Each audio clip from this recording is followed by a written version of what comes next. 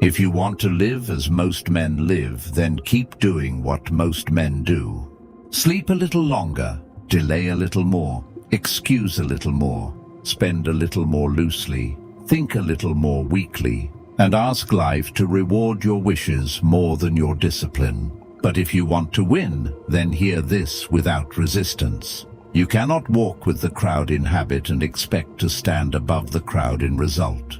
That is the lie that keeps countless men trapped in ordinary lives while dreaming uncommon dreams. They want larger outcomes with common effort. They want greater reward with average self-command. They want respect without exactness, wealth without restraint, peace without inner government, and victory without the long private obedience that victory always demands. Life does not reward that kind of fantasy. Life rewards law. It rewards difference in action. It rewards the man who can require more from himself than the crowd will ever require from itself. That is why this title is not poetry, it is principle. He who would win must do more than the crowd. Now let us tell the truth plainly. The crowd does not fail because it lacks desire.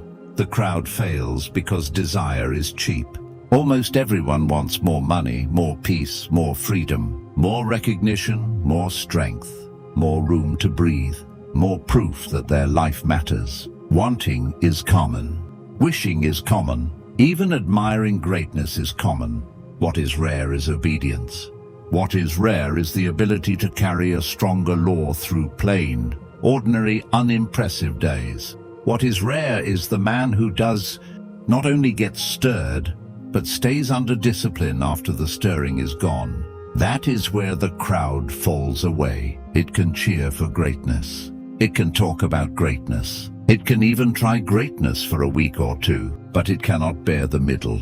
It cannot bear the repetition, the quiet, the refusal, the delayed reward, the hidden labor, the boring exactness that every uncommon life is built upon. That is why you must stop measuring yourself by what you admire and start measuring yourself by what you repeat.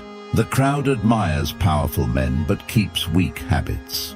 It praises discipline but protects comfort. It speaks respectfully about success but emotionally serves the very things that keep success from settling into its own hands. It says it wants peace but gives every passing irritation permission to own the day. It says it wants prosperity but spends out of insecurity, appetite and impulse. It says it wants influence but cannot govern the mouth long enough to deserve trust. It says it wants freedom but remains a slave to mood, distraction, comfort, and the need to feel inspired before it obeys what matters. That is crowd-minded living, and if you allow even part of that spirit to remain your ruler, it will drag your life back toward average conditions, no matter how big your dreams sound in private. So what does it mean to do more than the crowd? It does not mean merely doing more in volume.